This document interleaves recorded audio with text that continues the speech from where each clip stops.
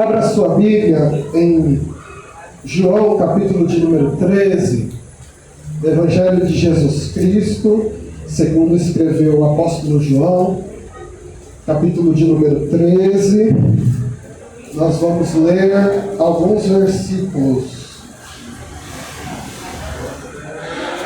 Vai ser a partir do verso 1. João, capítulo de número 13, a partir do verso 1.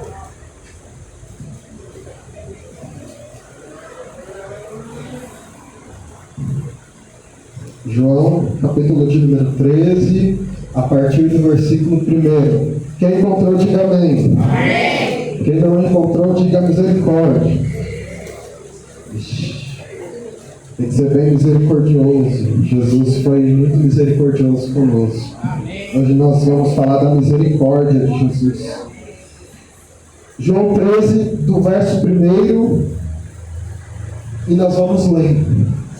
Diz assim: Ora, antes da festa da Páscoa, sabendo Jesus que era já chegada a sua hora de passar deste mundo para o Pai, como havia amado os seus que estavam no mundo, amou-os até ao fim.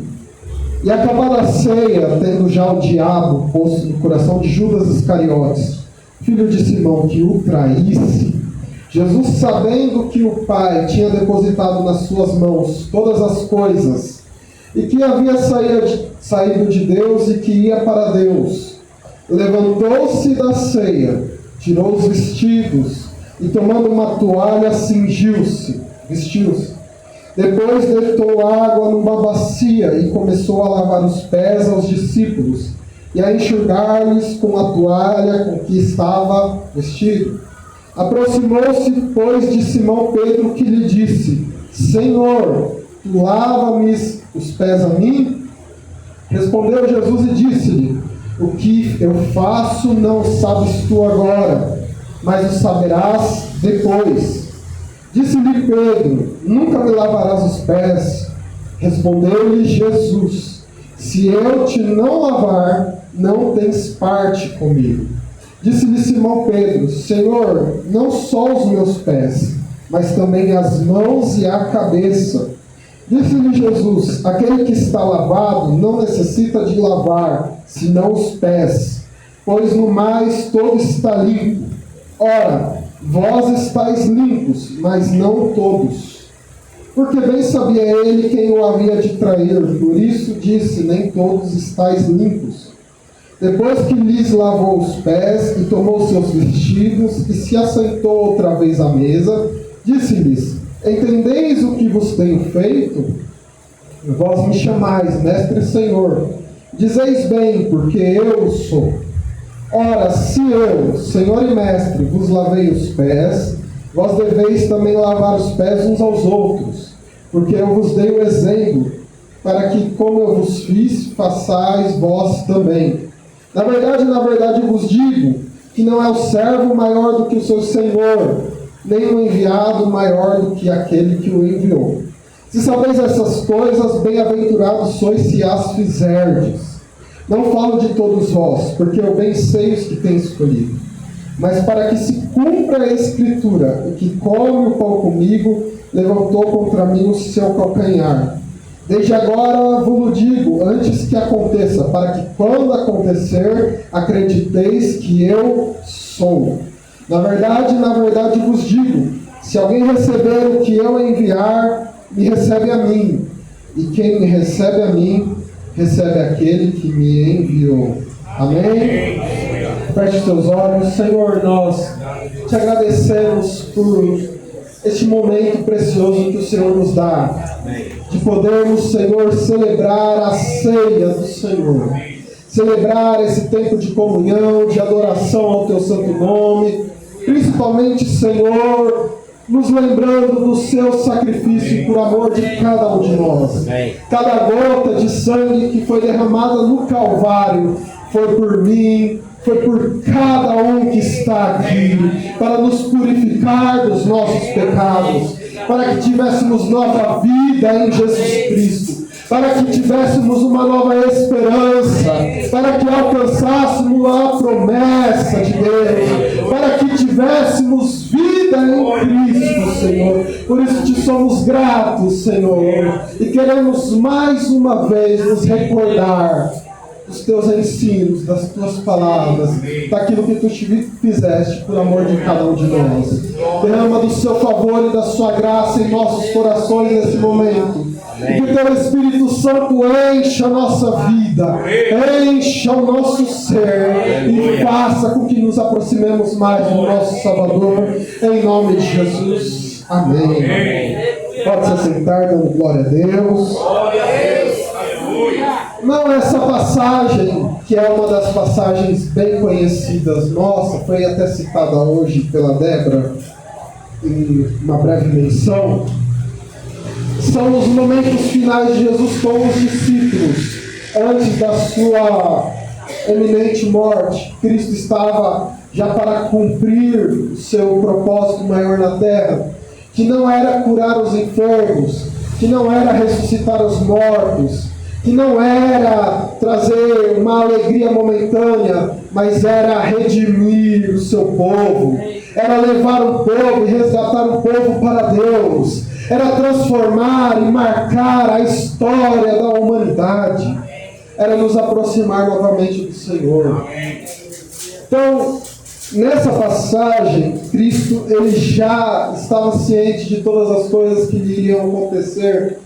Ele, antes disso, ele tinha ordenado aos seus discípulos, algum tempo atrás eu preguei sobre isso, para preparar um lugar onde ele iria celebrar a ceia com os discípulos. E a ceia, ou a Páscoa, nessa época, ela era celebrada por todo o judeu, todo aquele que morava naquela região. Eles celebravam a ceia, que era um memorial para recordar aquilo que Deus tinha feito, como Deus tinha os livrado da escravidão, como Deus os tinha livrado da morte, como Deus tinha entrado com mão forte e os resgatado para si.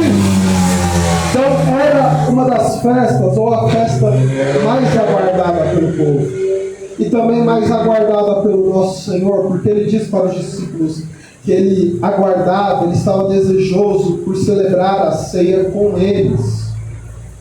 E já entrando na passagem, você vê no verso 1 que quando Jesus ele vai falar de todas as coisas, antes disso, João ele tem uma visão acerca de Jesus. Você vê que ele fala que Jesus havia amado os seus e amou-os até o fim. João ele enxergava como Jesus o amava. E a questão é como você e eu temos percebido que Deus nos ama. Porque o Senhor nos ama. Esse verso não é algo que Jesus falou, mas João, observando tudo e observando as atitudes de Jesus, ele falou, ele estava nos amando. Quando eu olho para o que Jesus fez, para o que Jesus faz, para aquilo que Ele realizou, para aquilo que Ele realiza, para aquilo que Ele está realizando, eu vejo o seu grande amor, o seu grande amor por mim, por cada um de nós, por cada um dos que creem no nome dEle.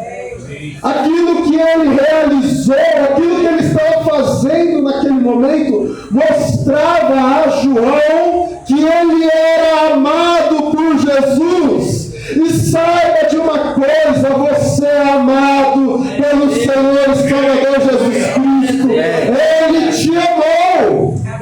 João ele tem essa percepção. Jesus, como diz aqui, é um descritivo.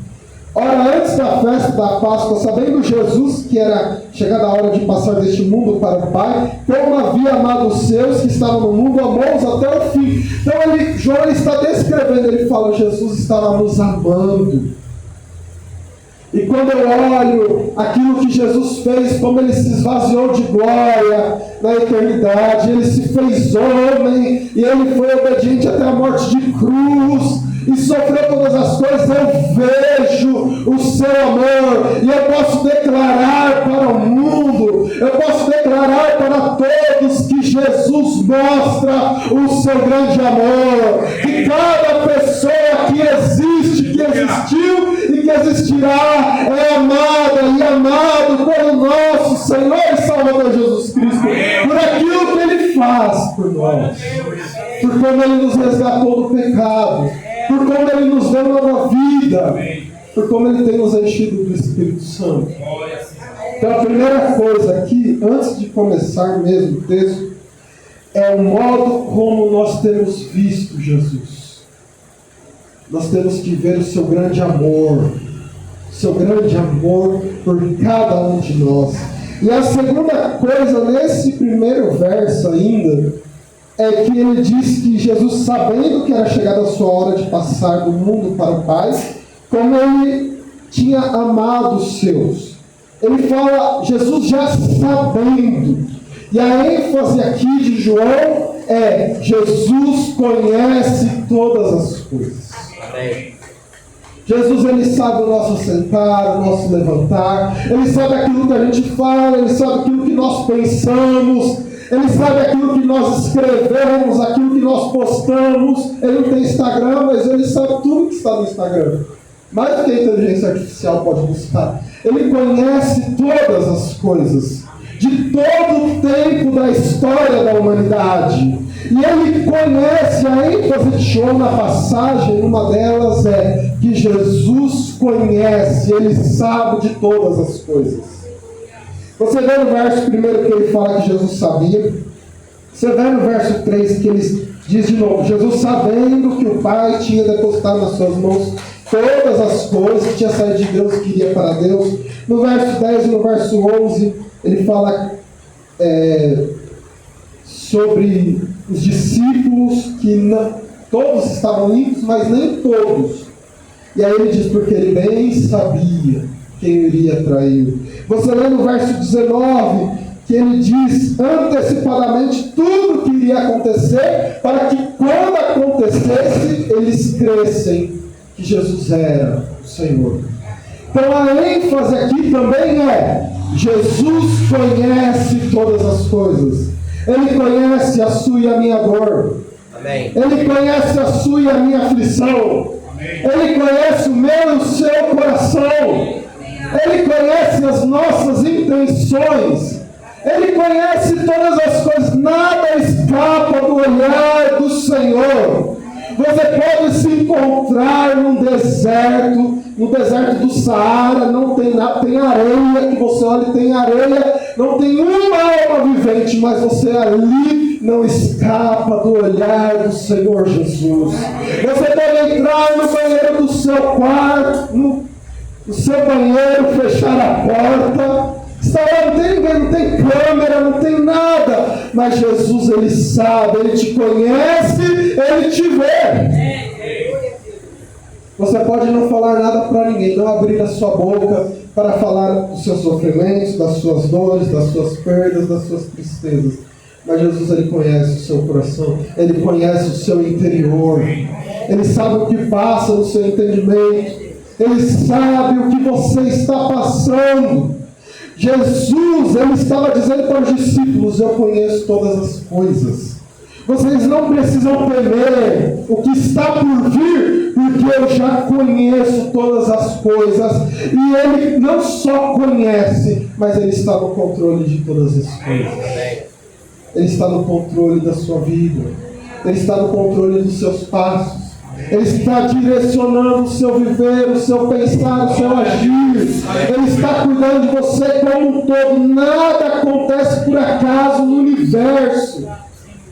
Tudo depende da bondade, do favor de Deus. Tudo está debaixo das mãos do nosso Deus. Ele está acima de todas as coisas, e todas as coisas estão sujeitas a Ele. Por isso, não se desespere, não se preocupe, não se entristeça. Deus está no controle de todas as coisas.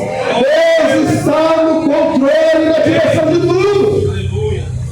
João ele enfatiza isso por quê? Porque os discípulos estavam para ver Jesus se entregar, ele morrer na cruz, ele sofrer a agonia da morte.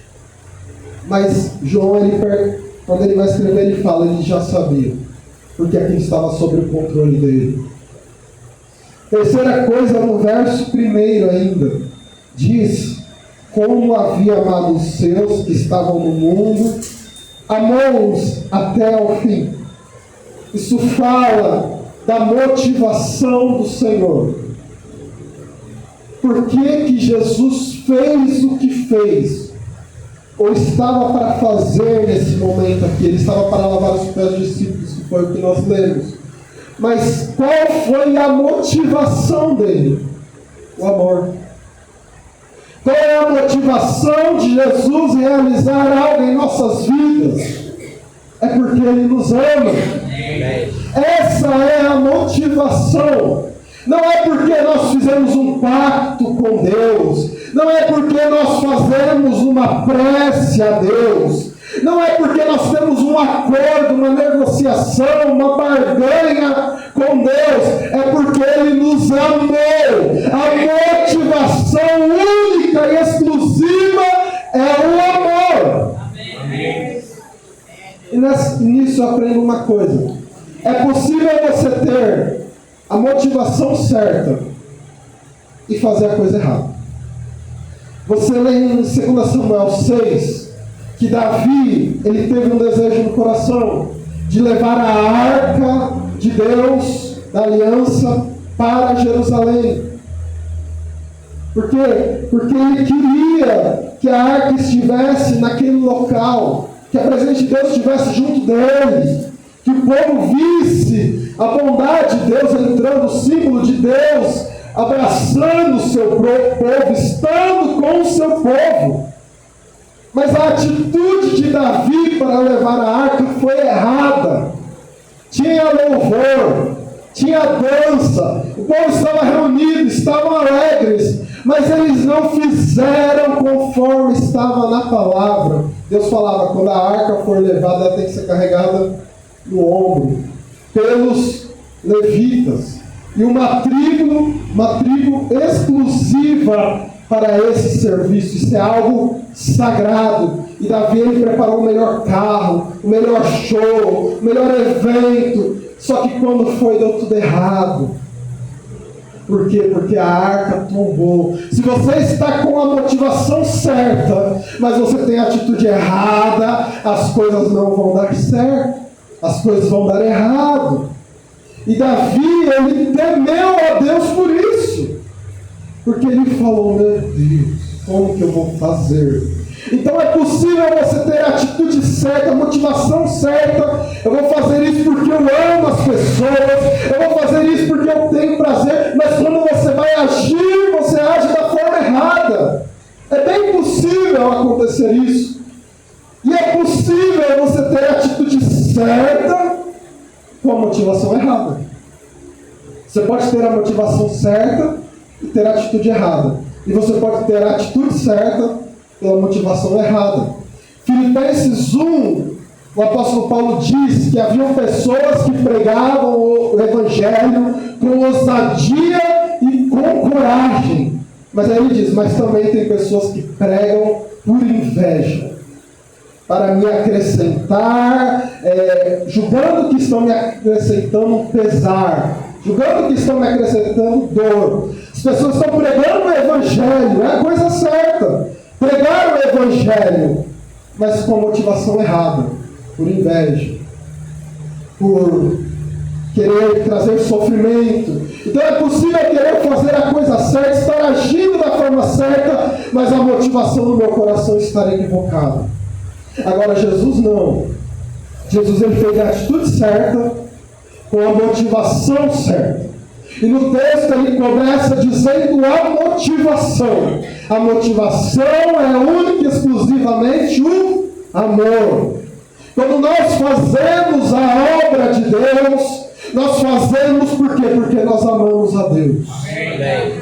A minha motivação tem que ser o amor a Deus. eu estou realizando um serviço na igreja, eu estou servindo aos irmãos, a minha motivação principal e primeira tem que ser porque eu amo ao meu Deus. Eu amo ao Deus que me salvou. Aleluia. Cristo ele estava mostrando que a motivação ela é essencial para o viver cristão. Paulo ele fala isso em 1 Coríntios 13, sobre o amor. Ainda que eu tivesse, ele usa 3 hipérboles, 3 exageros lá, falasse a língua dos homens, dos anjos, que eu tivesse poder, que eu fizesse caridade, doações, por assim dizer, mas se eu não tiver amor, nada disso é proveitoso. Nós precisamos amar a Deus, fazer a obra por quê? Porque o pastor me incumbiu, porque o meu líder me chamou, porque a autoridade chamou. Não! Fazer primeiramente porque eu amo a Deus. Isso vai me fazer ficar de pé em meio aos desafios. Algum tempo atrás eu estava conversando com uma pessoa jovem, e eu falei com ela, se a sua motivação em fazer as coisas estiver com relação à aceitação das pessoas, estiver em relação à aprovação das pessoas, você está com a motivação errada, você vai desanimar, como era a pessoa crente, você vai sair da igreja, porque a sua motivação está errada. Você tem que fazer as coisas porque você ama a Deus, porque você quer agradar ao seu Senhor e Salvador Jesus Cristo, porque você entendeu que Jesus ele morreu na cruz. Amém. Por causa de você.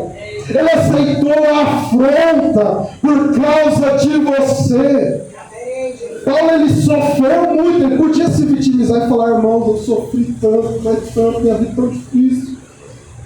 Por causa do Evangelho, é sofrimento atrás de sofrimento, mas Paulo não enxergava dessa forma.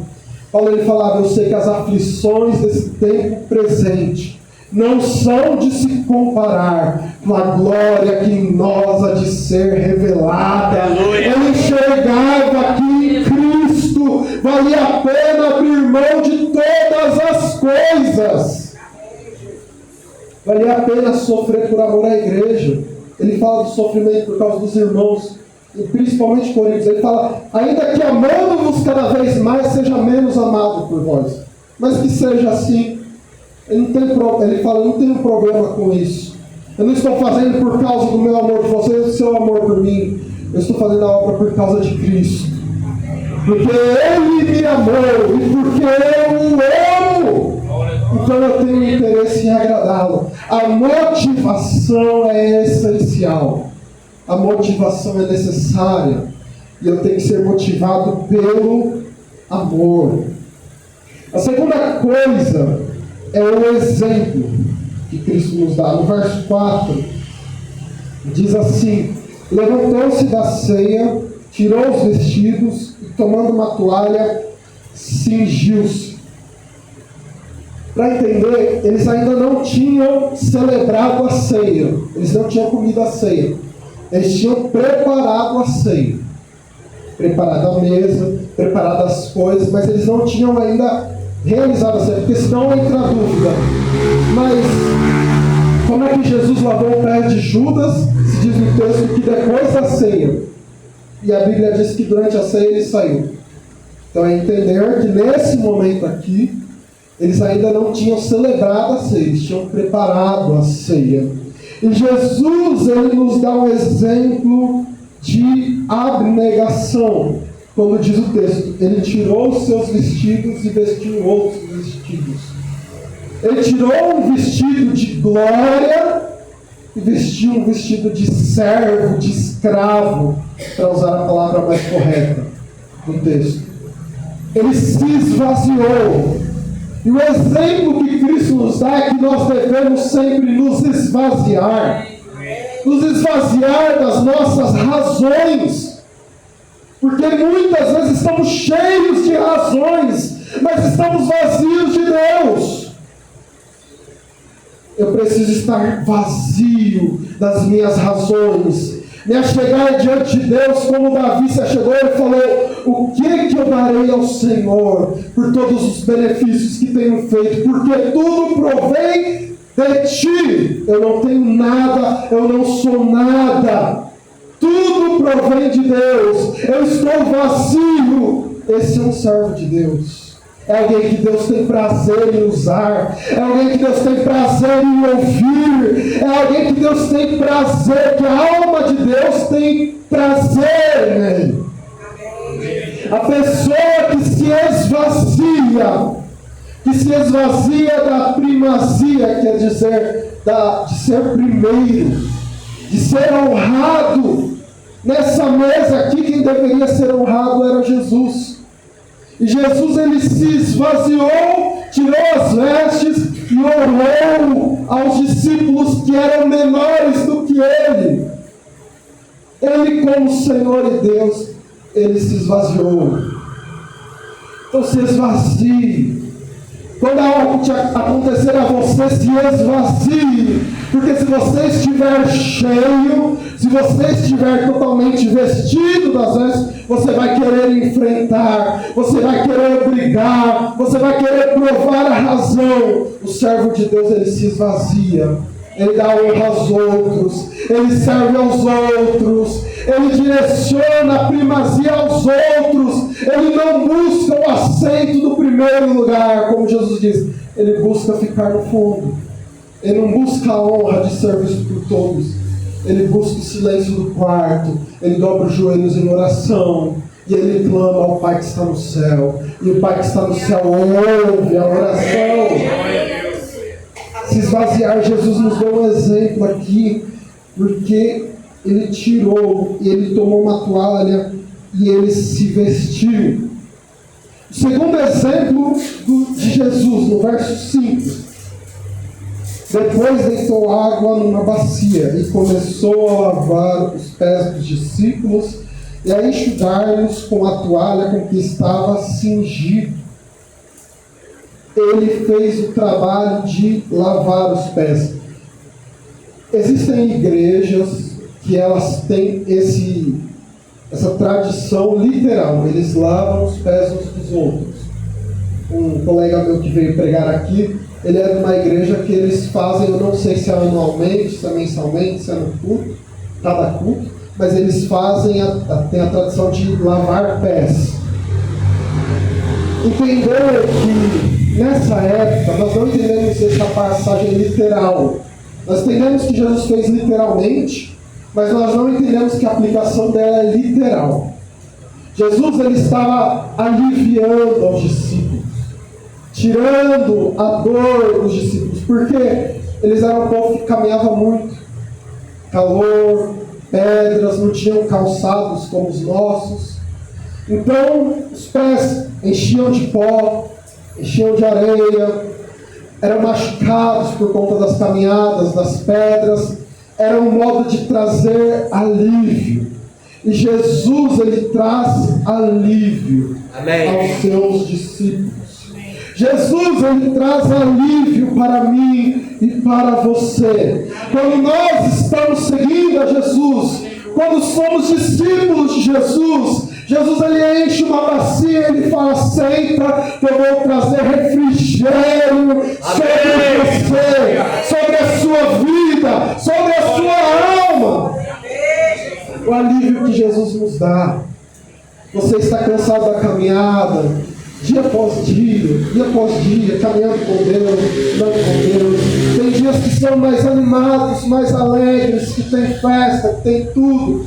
Mas tem dias que são dias mais difíceis, dias de perda, dias de aflições. Em todos esses momentos, Jesus, ele traz o refrigério para nossas vidas. A cada manhã nós temos essa graça de Deus, de poder experimentar para as nossas vidas o refrigério que Jesus nos dá.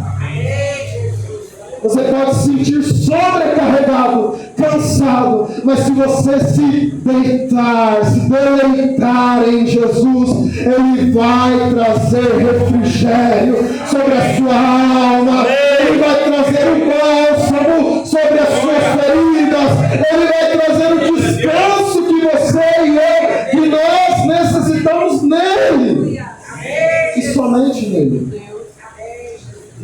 ele vai enxaguar.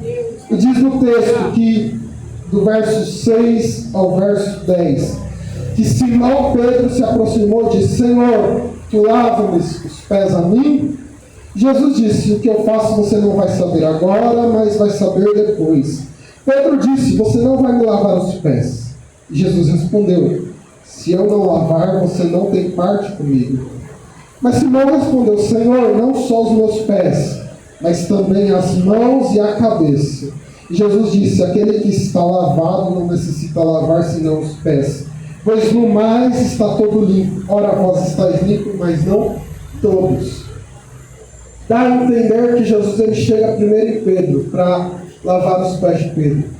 E aí Pedro ele fala: mas como, Senhor? O Senhor é o maior. Como é que o Senhor vai lavar o meu pé? Jesus fala: você não entende o que eu estou fazendo, você vai entender depois. E aí ele fala: o Senhor não pode lavar os meus pés, nunca que eu vou deixar. E aí Jesus fala: se eu não lavar, você não tem parte comigo. Então, Jesus, eu quero um banho completo. Traz saboneteira, balde cheio, porque eu quero da cabeça aos pés. Jesus ele fala: quem já está limpo só precisa limpar os pés, porque no mais já está limpo. A primeira coisa é, a pessoa, o homem carnal, ele não entende as coisas do Espírito. Ele parecem loucura, ele não pode discerni-las, porque elas se discernem espiritualmente. Pedro não conseguia entender o que Jesus estava fazendo. Pedro estava agindo na sua naturalidade, na carnalidade. E é como podemos reagir, de entender: mas como assim? Uma pessoa que ela é líder, ela está servindo as mesas. Como assim? Uma pessoa que é tão de Deus, uma pessoa que é tão usada, ela pega uma vassoura e ela vai varrer um local. Como assim? Ela é tão grande, ela é tão poderosa. Isso é loucura para o mundo. É a mesma coisa que você chegar na empresa que você trabalha, que já trabalhou, e chegar lá e o patrão está varrendo. Tem pessoa paga para isso. Jesus falando: no reino não funciona assim. No reino, quem quer ser honrado, quem quer ser grande, não é aquele que se aceita e manda os outros fazer. Quem quer ser grande, serve. E Pedro estava olhando com carnalidade. Ele falou: o Senhor não vai fazer isso por mim, não. E aí Jesus ele é firme. Jesus ele fala: se eu não fizer, você não tem parte comigo. É quando a pessoa ela fala: Jesus, eu quero aceitar o Senhor, mas eu não quero que o Senhor trate tudo. Tem uma área na minha vida, tem uma sujeirinha que eu quero deixar ela guardada no dedão. E Jesus ele fala: se eu não puder, você não tem parte comigo. Jesus ele quer tratar nós como um todo. Ele não quer deixar uma área, uma parte. Tem pessoas que querem cuidar, fala assim: Jesus, cuida de tudo, menos da minha área emocional. Dessa aí eu dou um jeito. Jesus fala: então, você não tem parte comigo. Ela: Senhor, pode cuidar de todas as áreas, menos da área financeira. Porque na área financeira eu entendo. Então, você não tem parte comigo. Você não pode abraçar a Cristo com uma mão assim: não, Senhor, com a mão aqui, porque se precisar eu seguro uma outra coisa. Eu abraço Ele por completo. É a minha vida toda que eu entreguei a Cristo. Eu sou uma nova criatura como um todo. Tudo que é velho passou. Tudo se fez novo. É uma nova vida. É um novo meio de viver. Um novo modo de viver. Jesus está falando para a pessoa: se eu não puder fazer isso, nada mais do que aconteceu no passado entre nós vale. No momento que eu te chamei, a pesca, as ressurreições, nada disso vale se eu não puder fazer isso por você. Aí Pedro vai para outro extremo, que é a pessoa carnal. Ela vai sempre para os extremos. O outro extremo é: Senhor, então eu quero que lave tudo. Cabeça, perna, unha aqui, traz o cortador de cutícula. Eu quero tudo. E aí Jesus ele vai falar, quem já está lavado não precisa lavar, senão os pés.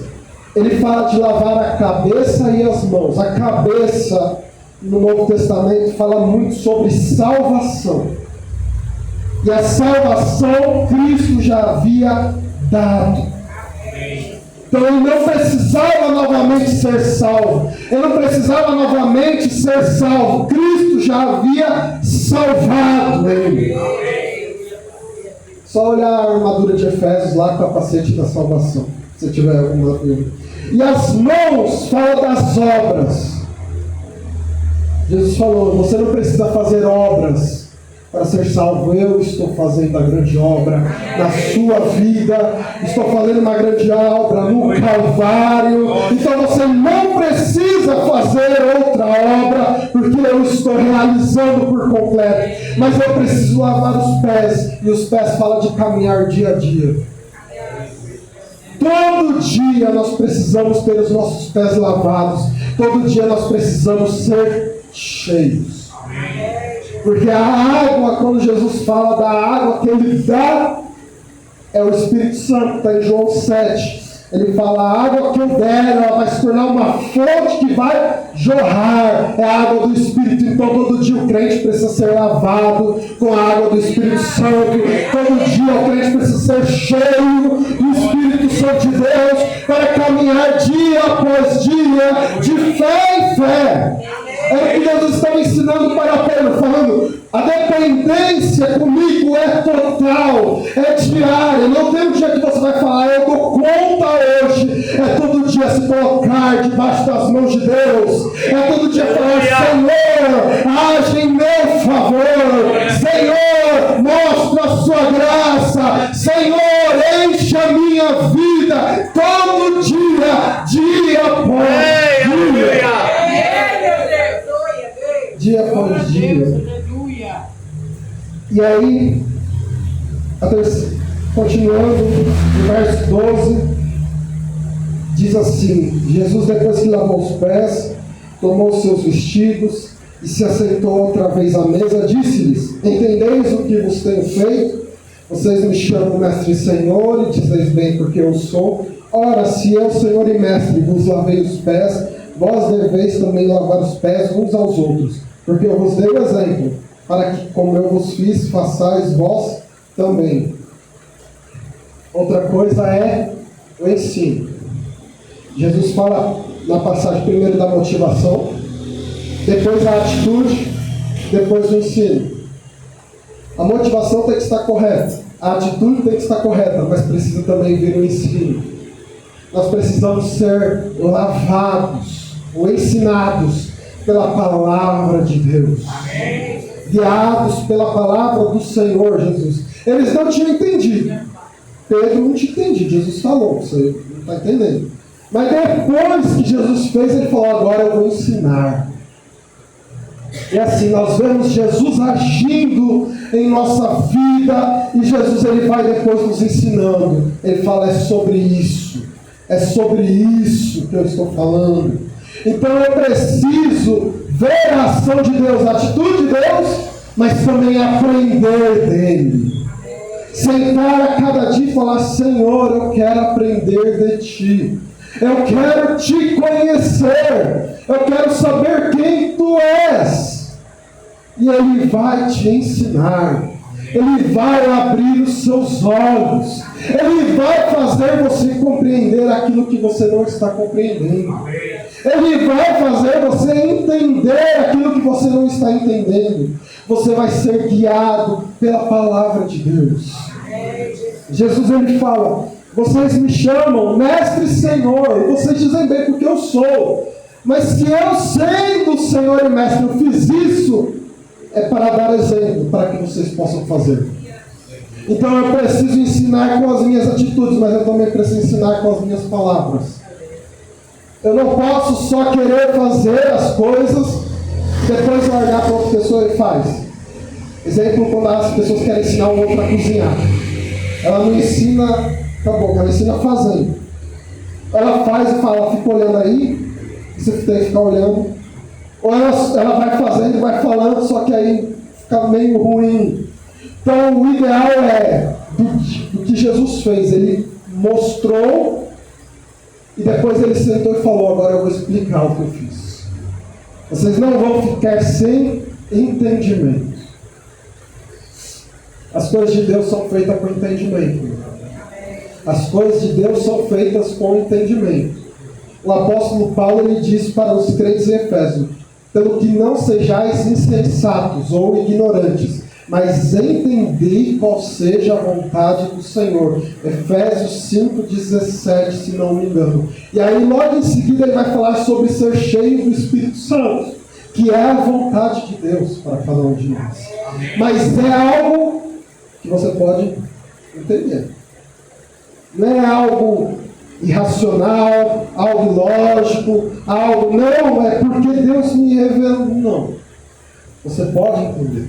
Você pode compreender. Você pode aceitar aos pés do Mestre, aos pés de Jesus e falar: Senhor, me ensina. Me ensina. Ser humilde. O exemplo de humildade que Cristo nos deu. Eu posso chegar e falar: Senhor, eu quero aprender. Me ensina a ser humilde. E aí Jesus vai te ensinando. Ele vai te mostrando o que Ele fez. Ele fala: é isso. Isso é ser humilde. Isso é amar. Isso é perdoar. Não é como o mundo emprega a humildade, o amor e o perdão. É como eu fiz. É o meu exemplo. Amém. Assim vocês sejam. O cristão não pode ser o espelho do mundo. O que o mundo faz é a gente aceitar. Nós seguimos a Cristo para a eternidade. E nós manifestamos a glória dele. Então as nossas atitudes, aquilo que nós fazemos, vai refletir o que ele é. Jesus ele está falando: eu dei o exemplo para que vocês façam também. Verso 15: eu vos dei o exemplo para que, como eu fiz a vocês, vocês façam também. É algo que o discípulo repete. É algo que cada um de nós pode fazer. É algo que cada um de nós pode. Não é algo impossível. Não, o que Jesus fez é algo impossível para fazer. Eu concordo que na redenção de perdoar pecado você não pode perdoar. Você não pode morrer para redimir ninguém. Isso aí é obra de Cristo. Mas os exemplos de vida de Cristo, ele fala: eu vos dei um exemplo para que, como eu fiz, você faça também. Você pode amar o próximo. Você pode perdoar o seu irmão. Você pode ser grato a Deus. Você pode se esvaziar das suas razões e vestir a humildade que Cristo vestiu, que Ele largou toda a glória para se fazer igual e se fazer menor. É o que nós podemos fazer.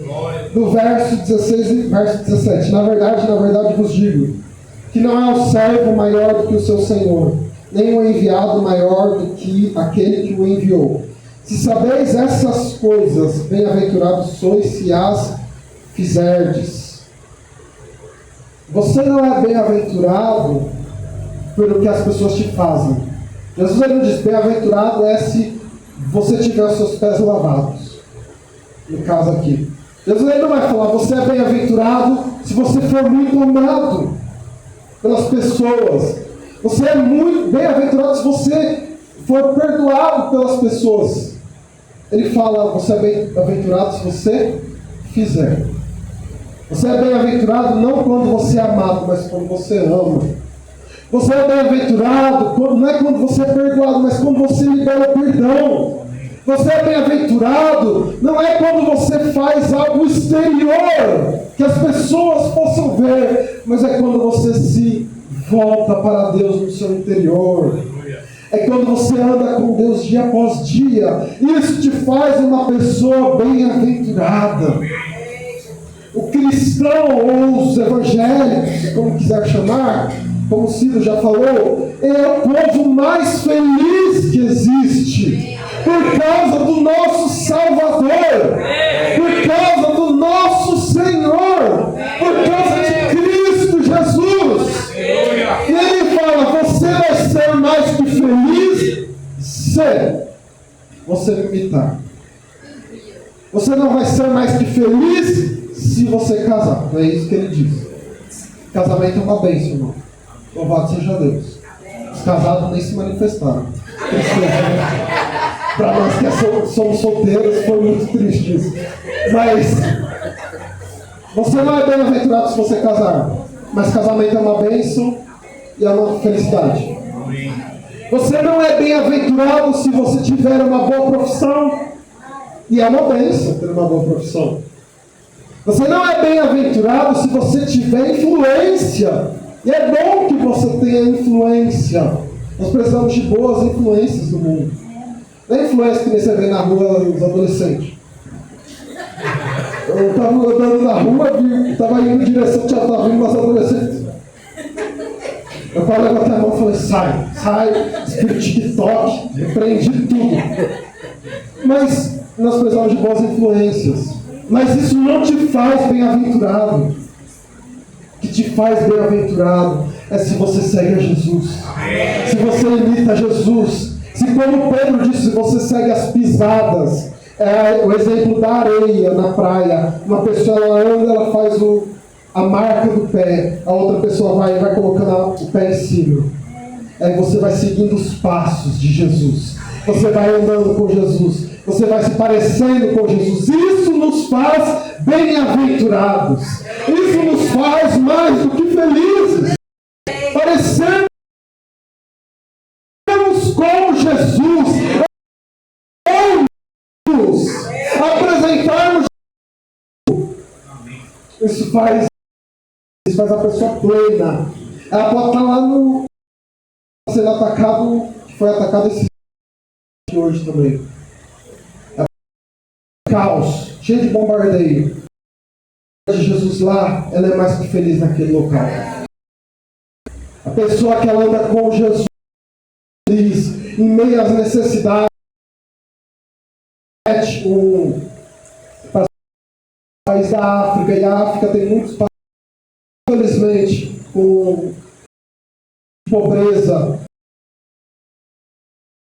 louvando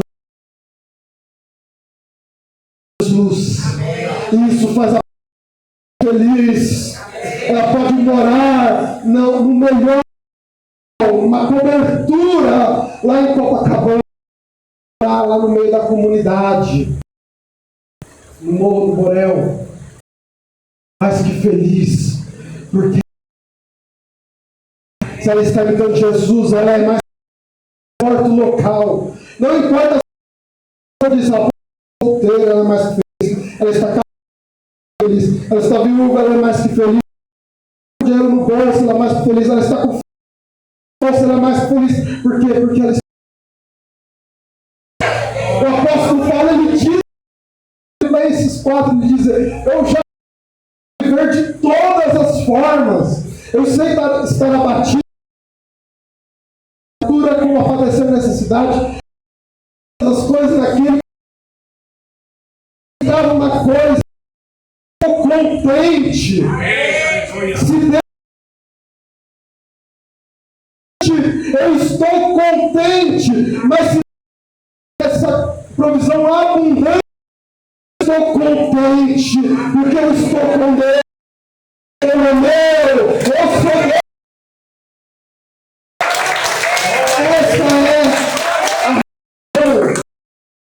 Essa é o que Deus está falando. Vocês não vão ser bem. Não é isso, não. No Brasil, porque não tem perseguição. Bem-aventurado. Que faz com Jesus. Porque aí mesmo o povo louva e agradece a Deus. Fogo da fornalha, no meio da no mar, no meio da tempestade. Seguindo Jesus. Eu estou com Cristo. Eu sou feliz. Por quê? Porque eu já encontrei tudo. Cristo é tudo.